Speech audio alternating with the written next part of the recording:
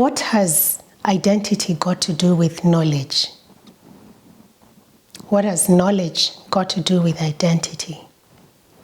What's the relationship between identity and knowledge? And why is it so important for us to really understand identity and knowledge? Why is it so important for us to unpack and question what exactly we know or we've been taught what identity is and what knowledge is? My name is Mwende, and you're watching The Status Age.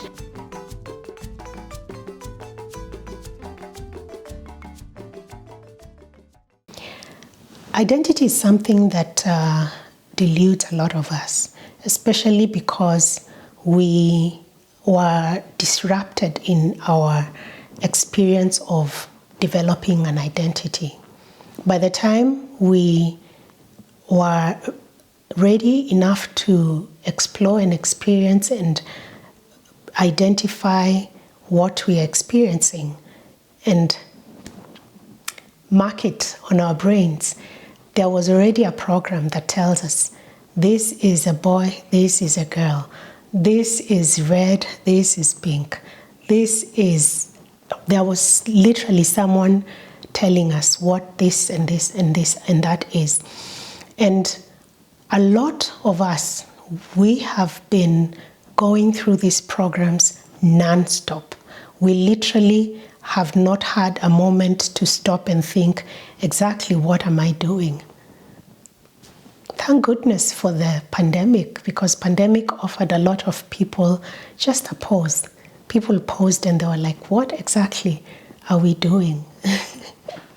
But on average, and I don't think it's even average, it's like a lot of us are just running through a program that is being prescribed for us. And so the aspect of identity is something that continually deludes us, because it is not possible to identify things when your own identity is messed up, because we experience things from ourselves. We are usually like the standard. We are the ones seeing, we are the ones doing, we are the ones observing. And so for me to give an identity to something, I have to see it from, I kind of compare it with me. I compare it with what I know and who I am.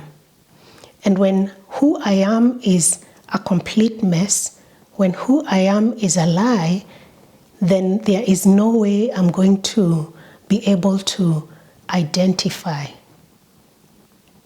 what I'm experiencing. Then my vision becomes an illusion of whatever lie it is that I have believed, whatever interruption it is that's going on here, then that becomes what those are the identities I begin to create. I create identities based on this identity, based on me. And the reason why a lot of us identify things wrongly and also completely rely on the program. We rely so much on the programming to be able to decipher and to observe and understand and know. We depend so much on that programming because that's what has replaced our own identity. It has replaced who we are. So we are seeing things not as they are, but as the program is. You know about a quote that says, people don't see things as they are, they see things as they are. I don't see things as they are, I see things as I am. And so that makes identity so critical. Who you are, if who you are is a mess, if you have been replaced, your real identity has been switched, then it means what you're seeing is not real. And that's where the illusion comes from.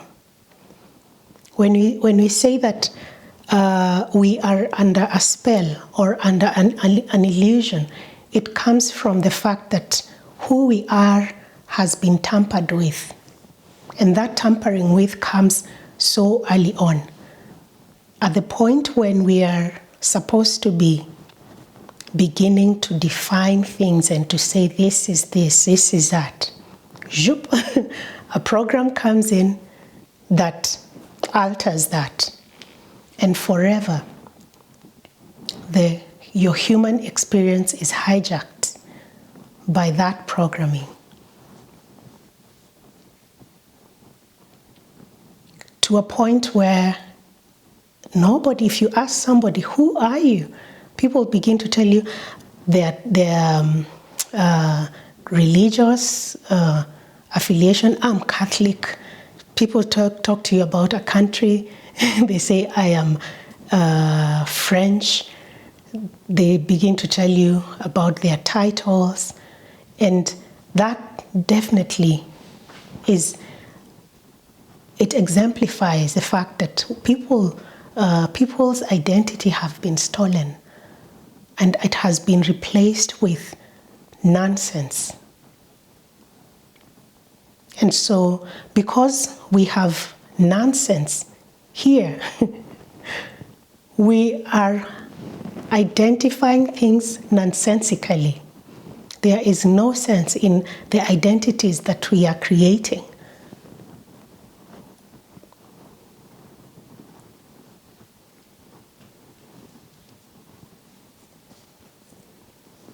Why is identity so important? Why is it so important for us to understand identity and to understand what our identity is? What's our real identity?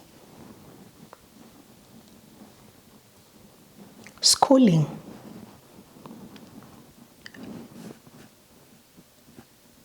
Religion. Both religion and schooling, I don't see them as separate. The religion, schooling is what you do from Monday to Friday. Religion is what you do on the weekends, on Saturday or Sunday. And then there is also the cultural programming. So both schooling and religion come in handy to hijack our identity.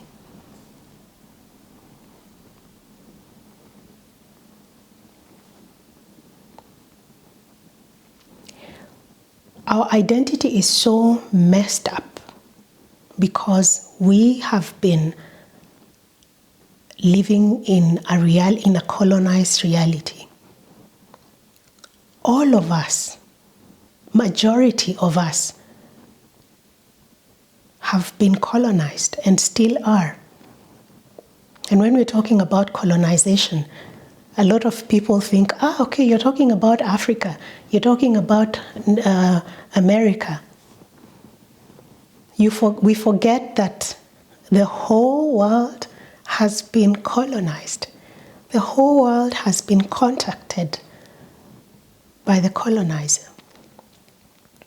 And I will define what a colonizer is, because it's also not what we have been taught the colonizer is. We live in a colonized reality, so much so that we don't know. Our identities have been,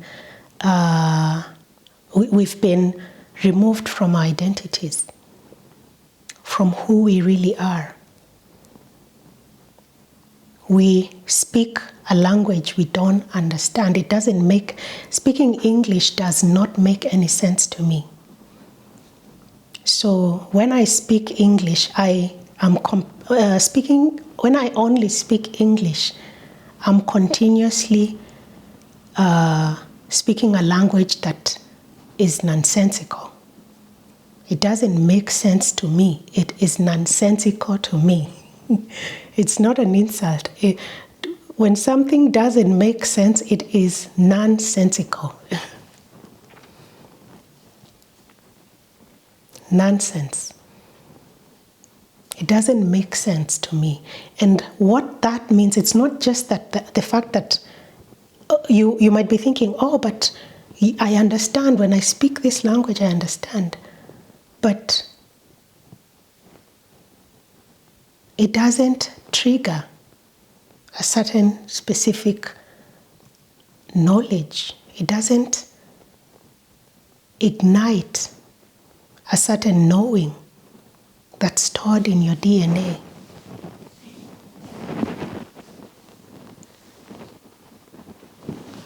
It doesn't. When we say that music or art or smell can bring a memory back that from a very long time ago, if you have for instance, your mother used to wear a certain perfume when she's breastfeeding you, and this perfume sort of like went extinct or whatever, it doesn't exist anymore. If that perfume is brought to you 30 years later, there's something you might not understand, but there's something that it will trigger. So that's basically the agenda of colonization. There's a time I was having conversations here, and we were talking about colonization, and one of the ladies said, there are some people that are always talking about colonization, and it makes me very uncomfortable. And when we delve deeper, I was like, why does it make you uncomfortable? Because the European countries, they colonized. And I'm thinking, but Europe was colonized. And it is important that people talk about their own colonialism. Whatever that was done on them by the colonizer, you have to talk about that. You have to face it. I know a lot of European countries are facing their colonial atrocities, the things that their countries did, their ancestors did. But are they thinking about what was done to them as well? Because that's very important. I think right now a lot of people are very aware of colonialism and the European history in terms of colonialism in Africa and in other parts of the world. But this was something, by the time we started having these conversations like a year or 2 years ago, there were people that were just completely clueless here in Austria. But how was Austria before the Romans came here? What was going on in Austria? That's like 1,500 years ago. And a lot of people don't stop to think about the fact that Europe was colonized by the Roman Empire. There were autonomous communities living in these lands that we call Europe. There were self-governing communities, clans, tribes, however you want to call them. But that was completely disrupted And you'd think, oh, it's 1500 years ago. We've moved on from that. But there is the Roman Catholic Church, the Christianity, Western Christianity, is a legacy of Roman colonialism in Europe. So Roman colonialism in Europe that happened 1,500 years ago is still affecting people today. It completely dislodged people's identity. When I talk about the Celtic people of Austria, of Hallstatt, going all the way to Ireland, people here in Austria think, those people that used to, they don't see them as their ancestors. They don't see any relationship to these people. But their identities are completely dislodged. They don't even realize that they are the Celtic people. They are the Gaelic people, those tribes, European indigenous tribes. They did not disappear. It's the people walking around in the streets today. These are the people, but they think that they are something called Austrian. It's a colonial name. This is a name that was switched by the colonizer. The colonizer gave names, and that's the idea. That's the idea of colonization, to come and switch their identities. When your identity is switched, when they came to Kenya, they found a people, nations, Kamba, Kikuyu, Kalenjin, Turkana, Mijikenda. They changed their names. They call these people Kenyans right now. They changed the name of a mountain that was used for worship. People worshipped on that mountain, Mount Kenya. It's called Kirinyaga. The people called it Kirinyaga, others called it Kimakenya, others called it different peoples in the land they call Kenya. They gave this mountain a specific name, and you would be surprised because when you come to the land they call Kenya, this is not the most impressive looking mountain, as people say. I find it very impressive. They think, Kilimanjaro is so interesting. But the thing about Mount Kenya, the mountain they call Kenya, Kirinyaga, is that this mountain is first and foremost in the center of the earth. It's at the center. It's at the center of the earth. It's at the equator. And in Africa, because I think there are some mountains that are at the equator, but quite far off. But when you're looking at the center of the earth, the Mount Kenya is standing literally at the center of the earth. That's very important. And then secondly, when you look at Kilimanjaro is higher, for instance. It's probably higher, but that's a volcanic mountain. That's something that erupted. That's not how Mount Kenya was formed. And so the indigenous people knew there was something there, and they named it. They gave it a name based on their own experience. But what did the British do when they came? They changed their names. They changed our names. That's what the colonizer does. So that by the time you are experiencing things, you don't experience things as they are, rather as you are, you experience things as the colonizer is.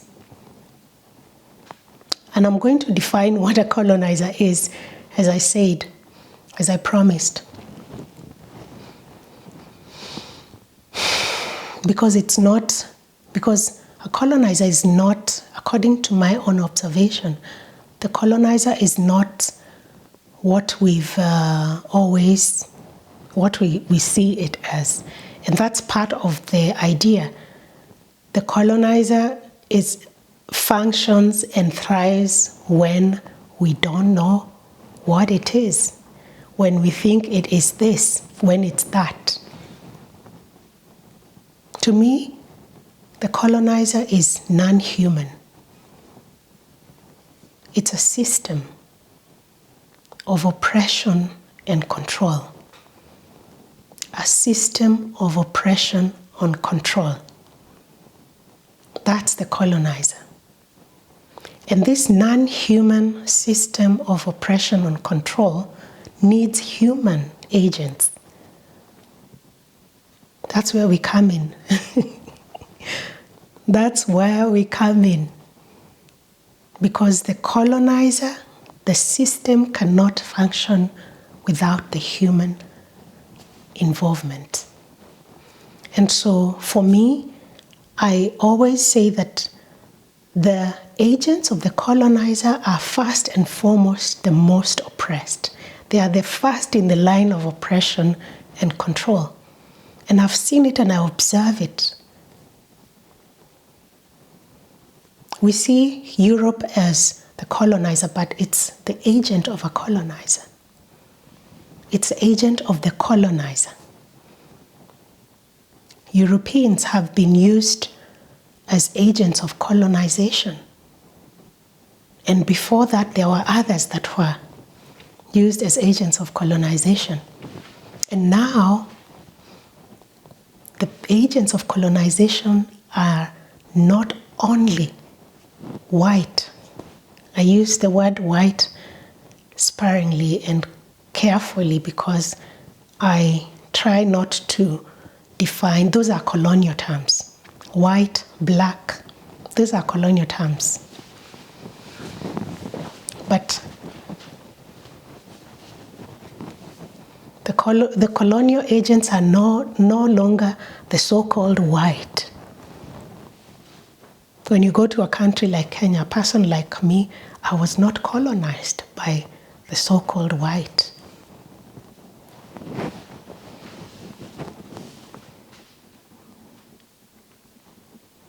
I was colonized by people that look like me, agents of the colonizer. And I also participated as an agent of the colonizer.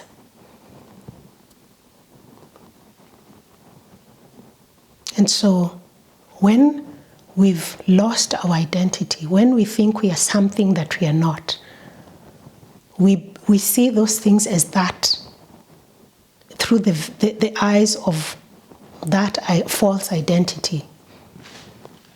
And that is what now brings me to knowledge, because it is in us experiencing and seeing and deciding, identifying what we see, that we can acquire knowledge.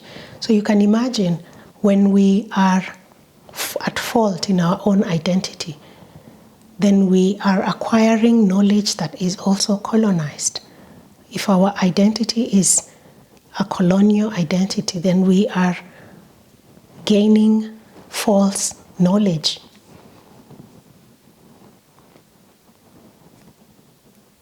What is knowledge? To me, knowledge is not what the colonizer defines us as knowledge. And when I say colonizer, it's going to represent a lot of things that are agents of the colonizer. Western education is an agent of colonization. Modern science is an agent of the colonizer. So when I talk about the colonizer, I'm talking about the colonizer in that sense. So when I say science defines knowledge as, I'm talking about the modern science, that which has succumbed to colonialism, that which has succumbed to the colonizer.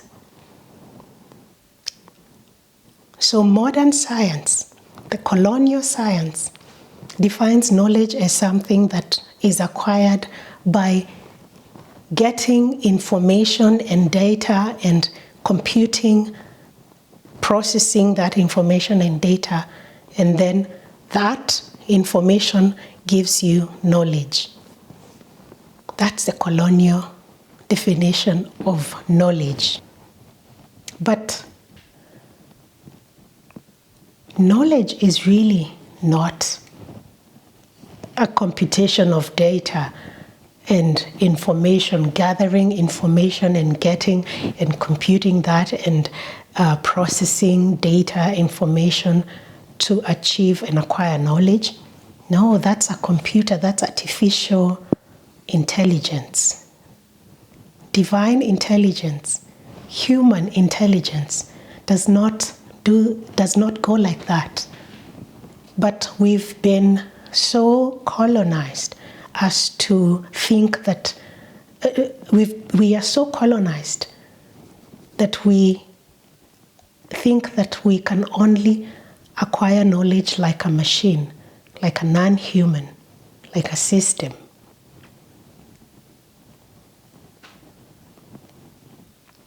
Knowledge is something that we just have intrinsically.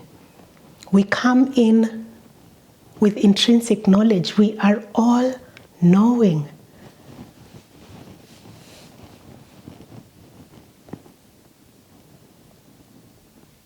We come in fully loaded with knowledge. We know everything we need to know. By the time you're born, you just have become loaded with knowledge, and you're coming to explore and use your knowledge to experience the physical world. But then, what happens? As soon as a child gets to a point where they are now able to start exploring and identifying what is what, creating identities, creating experiences, they are immediately taken into a program, a schooling program, a religious program, a societal program. And this child, who is all-knowing, is told that you know nothing, you're a blank slate, and there is a teacher standing here in front trying to impart knowledge. Knowledge is not something that is imparted. It's not something that you impart on someone. That's a colonial lie. And we know that. We know it. But we are so colonized. And we've believed the lie because we've been made to think that we've come in faulty. We've come in incomplete. We've been told over and over. Religion and schooling go hand in hand. Religion is here telling you you're nothing. You know nothing, you're empty, you're a sinner, you are inadequate, you are helpless, we need to help you. And then schooling is here, being the solution, pumping in nonsense, colonial nonsense.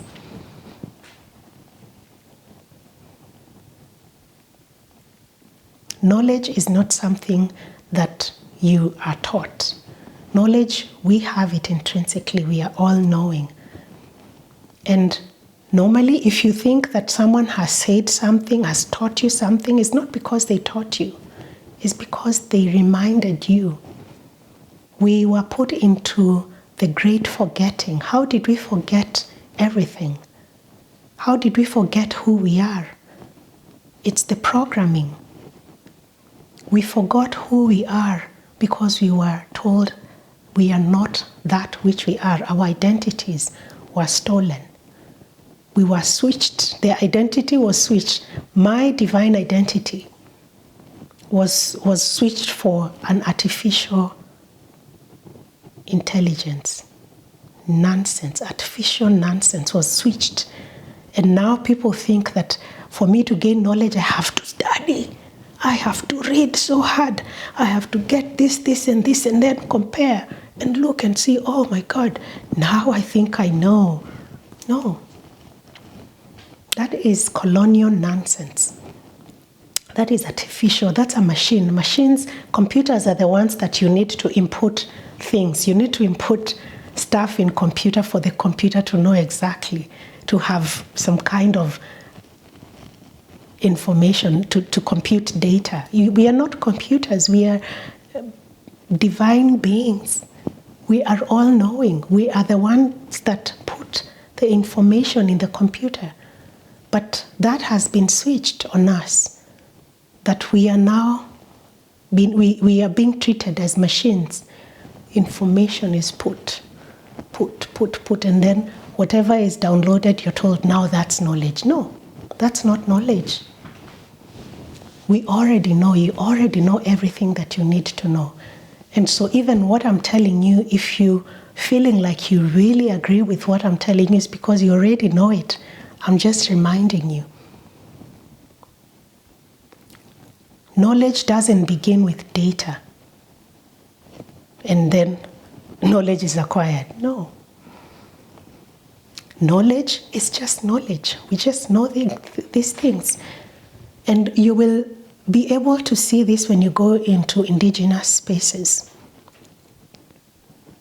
I sit down with people that are living in indigenous ways. My neighbors in Kenya, they don't take their children to school. They are the wealthiest people you can ever imagine. The guy gifts his children sheep. Is like, this is a gift for you. By the time the child is 1 year, they are wealthier than me. Wealthier than me. Those children that you see, UNICEF is showing you and telling you these children are so poor. They are wealthier than you. They have so much wealth. By the time the child is turning 1, this child has immense wealth. You can't believe it. They don't take their children to school. They don't register their children they don't register their birth with the government. They don't have identity. It's called what? IDs. They don't have none of that. They are living indigenous. They are completely self-sufficient. The women give birth in the huts. They just know things. They helped me to build our house, and they just built. And I asked them, where did you learn this? They said, we just know. I was like, okay. They just know these things. There's no one who's holding a stick somewhere and a pen and training and teaching anybody. No. These people just know. And I could see, how the heck do they know how to do these things? It's because they are doing them. They're right there. A mama comes to work with her child at the back. Her 3-month-old baby strapped on the back. When the child feels hungry, they just put the child on the ground and they feed the child, and when the child feels sleepy, they just put the child on the ground to sleep. These people know things. They told me so much about the stars. And you ask them, how do you know these things? They just they won't explain it. They just don't. This is not how things work in the indigenous spaces, because they just know things and they know them, and they don't have any explanation. The explanations are things that are coming from the colonial mindset, the Western education. Western science, modern science says that you have to explain, how did you get this? You're a machine. How can you know this? And that's the same thing that I hear over and over, people saying that, oh, the hunter-gatherer, they couldn't have done this, they couldn't have built such a magnificent, how could they have figured out how to do this and that? But they're hunter and gatherer. This is a colonial mindset, to think that people can only know how to do things because they have gone through the colonial programming. People that have gone through colonial programming usually know how to do what the colonizer wants, what the system wants. Check your knowledge. If you think that you know, check again, what do you know? If what you know is something that you are taught in school, then you know nonsense. You really know nonsense. All that nonsense that we were learning, it's just nonsense. We were just being trained how to be agents of the colonizer. We were being taught how to move as far away from who we are, as far away, how do you say that? As far away as possible, as far possible away as possible. I don't know how to say it. And so, how then can we be able to tap back into who we really are? How can we go back into being human? How can we get out of this computer artificial nonsense that we've been made to go back into our human experience? How can we reclaim back our identity that's been switched, that has been stolen? My observation and my experience has been to go back to indigenous knowledge, indigenous systems, indigenous way of life.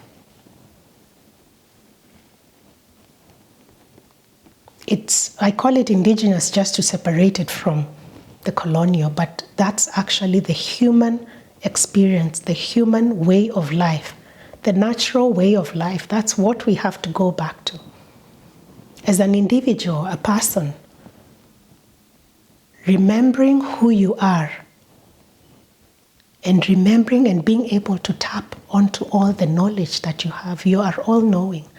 You have to go back to that before you were contacted by the colonizer. The programming before. As a child, there's a time that you could define things and you got it. You are not as contaminated as you are today. That's where you have to go back to and remember how you saw things. And that's how you would be able to reclaim your own identity. As a society or as a collective, to be able to reclaim our identity that's been stolen from us, that has been switched, we have to go back to before. How did our society live before it was contacted by the colonizer? For some, you have to go like 1,500 years ago, 2,000 years ago. For some, you have to only go like 80 years before you were contacted. But you need to be able to tap into that, understand how did the people live? What did they know? How did they know what they know?